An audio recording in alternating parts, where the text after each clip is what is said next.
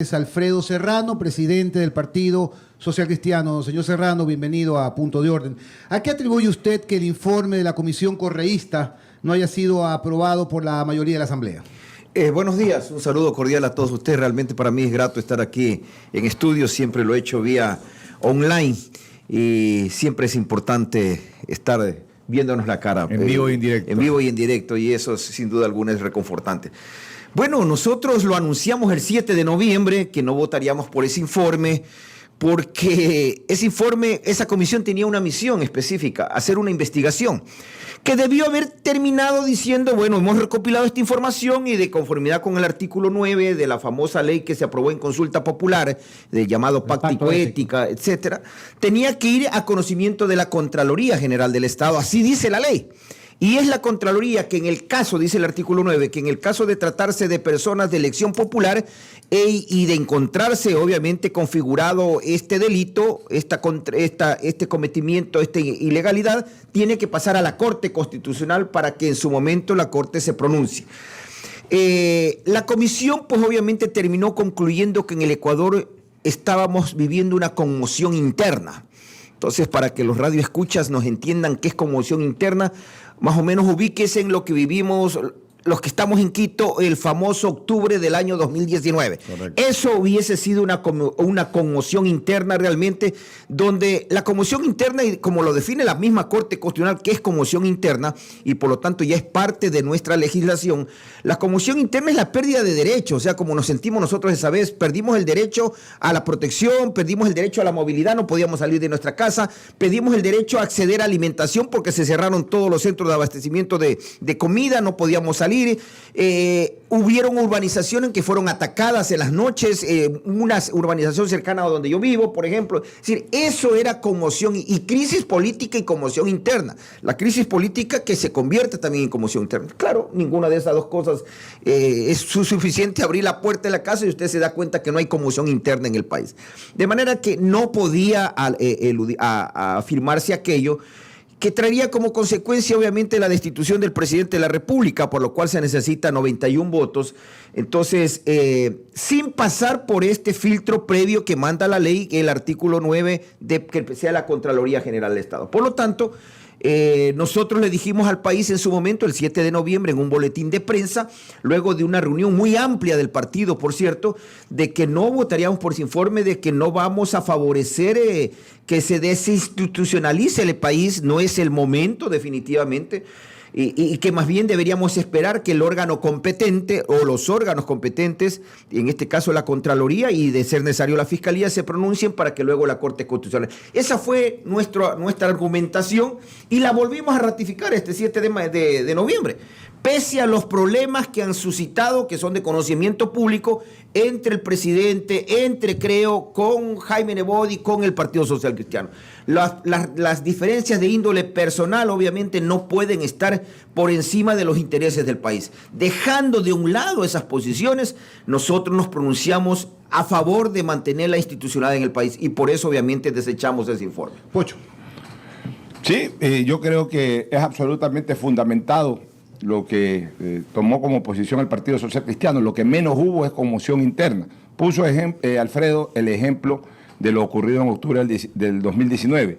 Hay otros eventos de conmoción interna que podemos recordar recientemente. El 30S mismo fue un momento de conmoción interna. También fue otro momento. Los movimientos que desestabilizaron el gobierno de Lucio Gutiérrez fueron momentos de conmoción política interna. Pero para esta cuestión ni siquiera la gente se enteró que existía. Pues este tema de los Pandora, el conocimiento sobre el tema la debe tener un núcleo muy cercano al ámbito político, es decir, los políticos y quienes mastican política, pero la ciudadanía, el pueblo, cuando le hablaban de Pandora pensaban que era el grupo musical ese Pandora. En definitiva, ¿cómo se mantiene en este momento la relación del gobierno con el Partido Social Cristiano, Alfredo? Luego de que el Partido Social Cristiano tomó esta posición de no unirse, de ser el primero incluso en marcar distanciamiento con lo que estaba redactando esta comisión, luego se unió aquello Izquierda Democrática y prácticamente todos los bloques políticos, pero el Partido Social Cristiano fue el primero en hacerlo, a pesar de que han estado en una frontal oposición. Eso me origina la pregunta, ¿cómo está en este momento la relación posterior a esa posición política del partido? Bueno, no existe relación política ya con el gobierno y el país debe recordarlo. No existe no porque nosotros lo decidimos.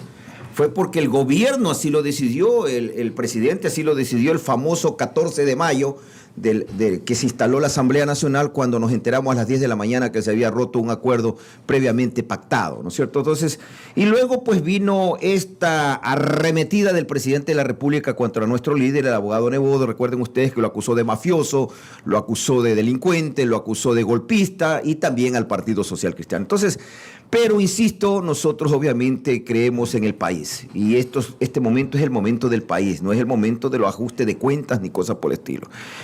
Es lo más importante rescatar al país e institucionalizarlo. Y es por eso que no solamente hemos votado en esa línea, también ese mismo día en la mañana se aprobó el insístase de la proforma presupuestaria. Hubieron 96 votos insistiendo en las observaciones de la proforma presupuestaria, que son más de los 2/3 de los diputados. Nosotros volvimos a votar abstención porque desde hace 14 años mantenemos una tesis de que está en vigencia esta nueva Constitución de la República, de que la proforma presupuestaria ahora va a la Asamblea, una especie de trámite, un paseo se pega por la Asamblea. Digan lo que digan los legisladores, hagan lo que hagan los legisladores, igual va a entrar en vigencia. Pero además dice la Constitución de la República que a quien le corresponde fijar la política económica, la política presupuestaria, la política financiera es el presidente de la República. Entonces, desde hace 14 años o 13 años nosotros venimos manteniendo una posición de abstención en el tema de la aprobación de la proforma presupuestaria y ahí hubieron 96 diputados, en cambio, que votaron ratificándose en contra de esa proforma presupuestaria y ahí no estuvimos nosotros. No lo quiero hacer parecer como una vez más apoyando al gobierno. No se trata en este tema de apoyar al gobierno. Se trata de no obstruir la labor del gobierno, que es diferente. No queremos que mañana más tarde nos acusen a nosotros de que hemos obstruido la labor gobernista, por ejemplo, en el tema presupuestario. Eso no puede ser. O sea, hay que viabilizar las cosas que son importantes. Nosotros vemos que esa proforma presupuestaria es un copy-paste de la proforma presupuestaria anterior preparado en el gobierno de Lenín Moreno. No vemos ahí que está pues plasmado los objetivos de campaña, no vemos ahí la reducción significativa del tamaño del Estado, es más bien se incrementa el gasto público. Entonces, por esa razón también votamos en esa línea. Estamos entrevistando a Alfredo Serrano, presidente del Partido Social Cristiano. Me complace mucho escuchar esta posición del partido. Realmente la gente que respalda al Partido Social Cristiano espera justamente una conducta política responsable con visión de país. Y en realidad es importante que esto se pueda cumplir en la Asamblea Nacional, en la cual pues obviamente se debaten las leyes. Aquí mismo en este programa, yo y otras personas objetamos el que el presidente haya incluido al abogado Nebot como un conspirador junto con otras personas, porque nos parecía que no era efectivamente correcto. Y menos mal que esta actuación demuestra que no está el partido en una agenda de afectar la institucionalidad del país. Dicho esto, también, en cambio, nos preocupa a los ciudadanos que finalmente la Asamblea no logró mejorar un proyecto de ley que tiene obviamente una visión del gobierno, pero con la cual también algunos ciudadanos no concordamos, como por ejemplo, usted lo mencionó, no se reduce el tamaño del Estado, se pone impuestos a ciertos segmentos que están afectados y finalmente la Asamblea no cumple el rol de colegislar para que el producto final sea un balance entre una visión del gobierno y el conglomerado social que lo representa la Asamblea para este debate. ¿Cómo responde a la ciudadanía esta falta de capacidad de la Asamblea de haber logrado una ley finalmente que tenga las visiones de la sociedad y no solamente como ocurrió, que entre por el Ministerio de la Ley el texto tal cual lo envió el Ejecutivo? Lo cual fue obviamente rechazado por nosotros. Ustedes saben, tenemos una posición clara desde hace 23 años de no subir impuestos y lo defendimos en la Asamblea como gato panza arriba.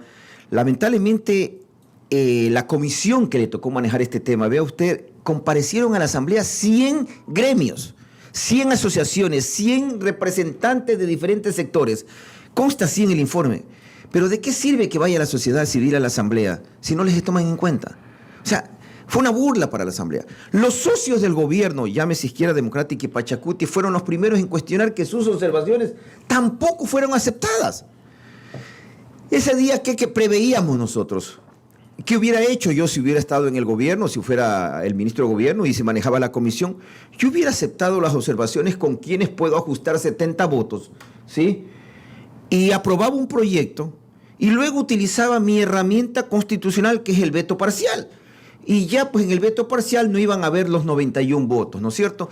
Y de esa forma quedaba bien con mis socios, Izquierda Democrática, Pachacuti, ¿no? Izquierda Democrática lo que quería cambiar la tabla, que no sea de 2.000, sino de $3.500 en adelante, y por ahí unas 2 observaciones más, el tema del impuesto a la herencia, era otra de sus observaciones.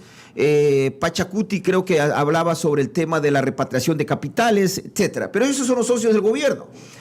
Nosotros, si esa hubiese sido la posición del ponente, que en este caso era el asambleísta Jiménez, y votábamos conforme, hay que votar por partes, ¿no es cierto? Nosotros en 200 artículos aproximadamente hubiéramos votado a favor. En los 20 artículos, 30 artículos que tienen que ver con este tema de impuestos, sin duda alguna íbamos a votar en contra. Pero eso hubiera sido lo democrático. Eso hubiera sido, como dice el gobierno, el momento del encuentro. Pero claro, todavía allí, pese a que ya llevamos 31 años en esto, todavía pecamos de ingenuos, no sabíamos a este momento que ya estaba pactada la cosa. Y claro, cuando este hombre la propone, dijo, chuta, pero tremendo error. Ahorita no queda más que negarla ya, porque él insistió en el texto mismo. Es más, la moción del asambleísta Jiménez dice, aprobar el proyecto íntegro. No dijo el informe de mayoría, sino el proyecto íntegro. Dije, ¿qué pasó? O sea, no van a aceptar las observaciones ni siquiera de sus socios. Entonces fue la votación y ahí ya usted no tenía otra alternativa sino que ir a negar ese proyecto, ¿no es cierto? Lo que no esperábamos es que suceda lo del final, cuando los asambleístas de UNES no solamente que no votaron, a propósito, el sistema informático te califica de abstención, pero ellos no votaron, no aplastaron el botón, se quedaron parados, solamente 2 asambleístas votaron, los otros 46 se quedaron parados, no ejercieron el derecho al voto. Más antes en la asamblea se consideraba eso, no vota. No votó. Ahora el sistema informático te asoma en la pantalla como abstención, ¿sí? Más antes tú te quedabas a decir yo no voto y de pronto no había quórum suficiente y no se aprobaba la resolución. Pero eso era que corregir, porque eso obviamente no está bien, no refleja la realidad. Pero la realidad es que el que no vota se abstiene. Claro, el que no vota, esa es la lógica. Ahora, yo quiero hacerle una pregunta previo a una reflexión, Alfredo. Con Alfredo Serrano conversamos de política todo el tiempo, porque él, más allá de dirigente político, que lo es como presidente del Partido Social Cristiano, es politólogo, es un hombre, y aparte abogado e ingeniero, y con mucha experiencia parlamentaria, pero es politólogo, es un hombre que va a muchas conferencias por el mundo en ciencias políticas y domina perfectamente el arte de la política, o sea, lee política. Y uno de alguna manera también ha aprendido a leer política. Mucha gente, incluso te estoy escuchando a ti ahora hablar del pacto. Pero a mí se me ocurre pensar otra cosa, que no necesariamente ahí hubo un pacto, sino también una jugada maquiavélica del correísmo. ¿En qué sentido? Que sin necesidad de haber llegado a ningún acuerdo con el gobierno, a sabiendas de que si ellos tomaban esa posición de abstención, iban a hacer pasar el proyecto por Ministerio de la Ley. ¿Y en dónde está la jugada maquiavélica? En precisamente eso, en endosarle al gobierno su propio proyecto, es decir, intentar, claro, de que finalmente se ahorque con su propia soga, a sabiendas de que el gobierno, para sacar adelante en su esquema económico, para sacar adelante al país la reactivación económica, necesita de 2 cosas: ese proyecto tributario más el proyecto laboral. Entonces, 1 más 1 es 2, de acuerdo al gobierno. ¿Qué es lo que hace el correísmo? Le permite que entre eso, pero después lo va a bloquear en el otro tema y lo va a dejar cojo, es decir, lo va a dejar con lo feo, con lo que no le gusta a la gente, con lo tributario, y le va a vetar o le va a objetar lo que de repente sí pudiera reactivar la economía, que es el tema laboral, y ahí lo deja prácticamente ahorcado con su propia soga. O sea, también pudo haberse generado esto a través de una maniobra maquiavélica y no necesariamente un pacto. ¿Qué opinas tú? Bueno, en las conversaciones previas que tuvimos y en las cuestiones posteriores, porque cuando ustedes ya ven quiénes van a votar en la línea de negar el proyecto, es obvio que usted tiene que generar acuerdos, ¿no es cierto? Ese rato, no es de una hora o de un día atrás. Obviamente, Luego ya nos informaron, pues obviamente, cuando ya sucedió esto, que sí no nos han dicho qué es lo que han pactado ni cosas por el estilo.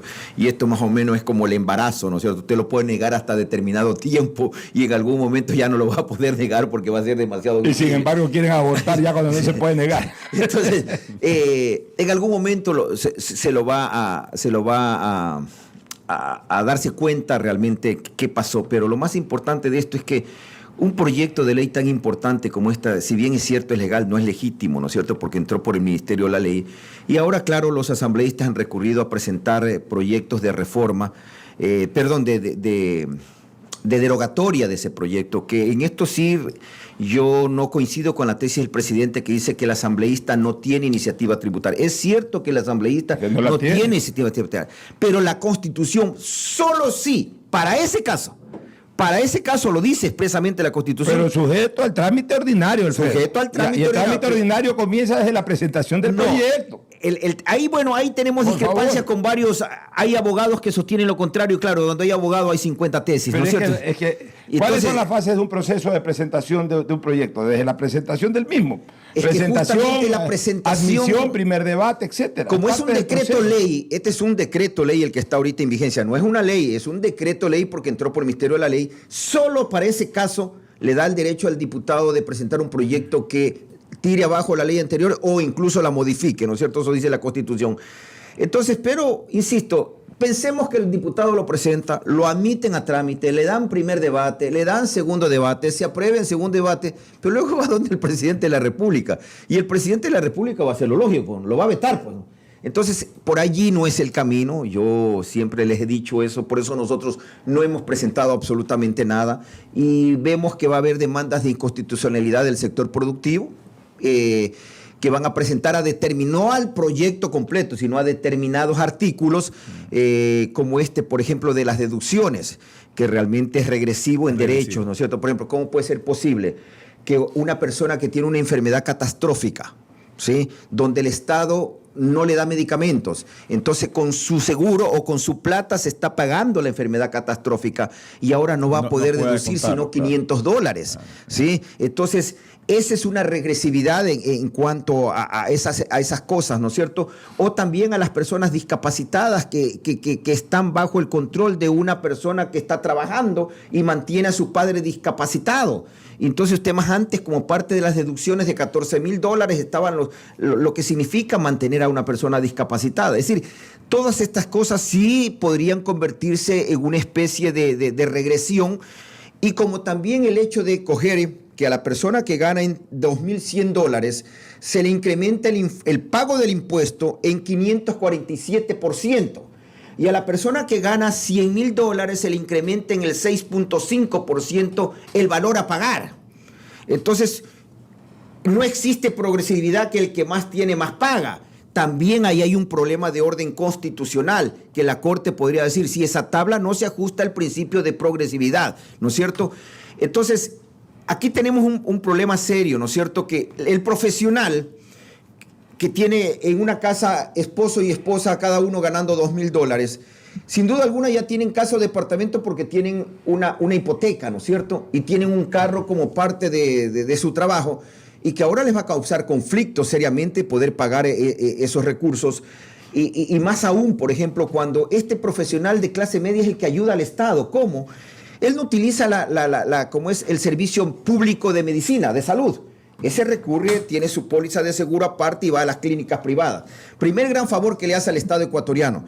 El segundo favor que le hace al Estado ecuatoriano, sus hijos estudian en escuelas privadas, no en escuelas públicas, por lo tanto le aliviana esa carga al Estado. Tercera cosa, ese profesional vive en una urbanización, vive en un barrio, vive en un edificio donde tiene guardia de seguridad, por lo tanto le quita también, le libera al gobierno de darle seguridad. Pero es justamente a ese profesional, a esa persona de clase media, a que ahora le estamos subiendo el impuesto en el 547%, el pago que tiene que hacer. Eso realmente es devastador. Entonces yo sí creo que en esa línea la Corte Constitucional va a actuar lo mismo en el tema del impuesto al patrimonio, que por cierto somos el único país que ya de 100 y algo de países, escuché al otro día un experto, a Carlos Julio Emanuel, justamente creo que solamente hay 9 países en el mundo que cobran el impuesto al patrimonio. Lo que sí somos el primer país en el mundo, ¿sí? Ahora, que para compensar lo que pasó en la pandemia se recurre a impuestos, ¿no es cierto? Exacto. Es decir, luego de vivir la pandemia, lo vivimos con Guillermo en plena campaña, porque recuerden, usted era nuestro candidato a la presidencia, correcto, claro. y en cada tarima, en cada reunión, en cada de medio de comunicación, siempre nos decía, sería delincuencial clavarle impuestos al pueblo luego de esta pandemia tan terrible, ¿no es cierto? Donde Cuando los otros países más bien te asistían. regalaban plata, porque en Estados Unidos funcionó de esa forma, y en Europa ayuda, igual, te cerraban el bar, te decían, pero a ti te dan $10,000. Oye, y sin embargo, pues yo recuerdo en Washington estaba cuando esto estaba sucediendo, mi hija vive allá, y hablaba con el dueño de un bar y me decía, hermano, me están cerrando el bar 3 meses y apenas me están regalando $10,000. Chuta, le digo, ¿tú te imaginas a un ecuatoriano que le regalen $10,000? Pero ahí habría que revisar algunas cosas. A ver, yo no estoy de acuerdo en sí con la política de incrementos de impuestos, aparición de impuestos, reducción de deducciones. Yo no estoy de acuerdo, y lo he dicho claramente, pero también tenemos que revisar algunas cosas. Al pueblo en sí no le han clavado impuestos. O sea, cuando hablamos del impuesto patrimonial, estamos hablando de impuestos patrimoniales de $1 millón para arriba. El pueblo no tiene en patrimonio $1 millón, ni la clase media tampoco. En las deducciones sí hay un peso, no es un impuesto, pero en el momento en que bajas deducciones tienes que pagar más impuestos. Entonces, a la larga, ahí sí eso debería de revisarse. Por ejemplo, se ha derogado el impuesto a la herencia, que es importante. Y eso sí... $40 millones al año, Pocho. Ya, pero cualquiera puede tener... Mi mamacita falleció y todos sus bienes pasaron a nuestro... No pagamos impuestos porque no cubríamos el monto, porque había una tabla en la cual pagas. Entonces, de manera que eso realmente favorece cuando ya dejas $millones en herencia. Bueno, pero en todo caso, a esas personas a las que les van a poner impuesto al patrimonio, también van a tener que dejar de pagar Pocho, ¿sabes el cuánto, impuesto a la herencia. ¿sabes O sea, cuánto le toca pagar a las instituciones financieras? Escuchen este dato que lo publicó la Cámara de Comercio el otro día en un evento que estuve allí. Las instituciones financieras y de seguro les toca pagar en los 2 años de impuesto a la herencia, al patrimonio, $76 millones. Les pregunto a ustedes, ¿conocen algún banco, algún banquero que va a decir, esos $76 millones los voy a absorber yo? Los vamos a absorber los accionistas, no se los vamos a traspasar al consumidor final, que es el que necesita crédito. Otro caso te doy. Las grandes tiendas de supermercados en el país aproximadamente van a tener que pagar alrededor de $20 millones en impuestos. Tú conoces quiénes son los dueños, Pocho. ¿Tú crees que esa gente va a decir, yo voy a asumir ese gasto, yo voy a asumir ese impuesto y no lo van a trasladar al consumidor final? Pocho, no existe, y se ha comprobado técnica y científicamente, un impuesto generado a los ricos que no lo terminen pagando los pobres. Y eso lo sabemos. Y Guillermo lo repitió 1000 veces en campaña y a mí me convenció con su argumento, como cuando también me convenció en una entrevista que lo acompañé, que decía que el crédito más caro al que puede acceder Ecuador es el crédito del Fondo Monetario Internacional. ¿Por qué? Porque si bien es cierto la tasa de interés es baja, él explicaba esa vez que los compromisos que tienes que cumplir con el Fondo Monetario te aniquilan a la población y por lo tanto eso lo convierte en el crédito más caro. Y ahí me convenció en campaña una vez más de que había cogido yo el camino correcto de apoyar a Guillermo Lasso, porque justamente me estaba diciendo algo que yo ya lo sabía y que yo estaba convencido de esa tesis, que si bien eso son atractivas las tasas de interés del Fondo Monetario Internacional, pero obviamente lo que hay que pagar, las cosas que hay que hacer para acceder a esas tasas son demasiado altas y el costo es bien grande. Entonces, realmente Guillermo en campaña política nos daba clases de economía y claro, un hombre que ha manejado números, un hombre que fue ministro de Finanzas, yo le creía. Y esos argumentos los repito ahora, ¿no es cierto? Porque a mí sí me llegaron, me impactaron y los decía de una forma comunicacional impactante que realmente era convincente y además la gente lo digería fácilmente. Entonces, cuando tú dices voy a votar por un candidato que no va a subir impuestos, que ha entendido que este no es el momento de los impuestos, uno lo hacía con mucho gusto. Obviamente ya en el camino hubo ese cambio. Nosotros nos mantenemos en la línea de que ese no es el camino. 40 y pico de años, verán, todos los gobiernos, incluido el nuestro, tuvo que recurrir al Fondo Monetario, 26 cartas de intención o 21 cartas de intención, ninguna se cumplió, por cierto. Y también a impuestos a la subida de gasolina, etcétera. 45 años, 43 años ya llevamos de democracia, ¿no? O sea, desde que volvimos a democracia. ¿Qué tenemos? Un país más pobre, un país sin salud, sin educación, endeudado y el tamaño del Estado, pucha, que ya no entra en un ascensor. Eso tenemos luego de la misma receta. ¿A quién escuché eso en campaña? A Guillermo Lasso. Y por eso decía, tenemos que ir a cambiar esto. Esto no ha resultado. Si usted sigue intentando lo mismo y usted cree que va a encontrar cambios, obviamente está loco, decía Albert Einstein. ¿Sí? Usted obviamente tiene que hacer las cosas diferentes para que encuentre resultados diferentes, pero hasta ahora se está haciendo lo mismo, el fiscalismo. El ministro de Finanzas actual obviamente es fiscalista por convicción. Recuerden que él era el ministro, era el delegado del Fondo Monetario Internacional en Bolivia, cuando Sánchez de Lozada pues cayó por la elevación que hizo de los impuestos allá para cumplir el acuerdo con el Fondo Monetario Internacional. Entonces, el ministro Cueva pues era el delegado del Fondo Monetario Internacional en Bolivia y él sabe lo que pasó en Bolivia cuando hicieron lo que sucedió en la presidencia de Sánchez de Lozada. Entonces, yo creo, hay momentos que yo digo, ser ministro de Finanzas se termina convirtiendo en algo fácil, ¿no? Me falta plata, saquémosle plata al pueblo. Cuando el ministro de Finanzas justamente es el que tiene que crear algo, hacer innovación, algo diferente, algo distinto. Bueno, yo creería que el ministro de Finanzas en el fondo es el mismo Guillermo Lasso. Tenemos otro entrevistado ya en la línea. Agradecemos a Alfredo Serrano, presidente del Partido Social Cristiano, por esta presencia. Muchas gracias a ustedes, realmente lo disfruté. Muchísimas gracias.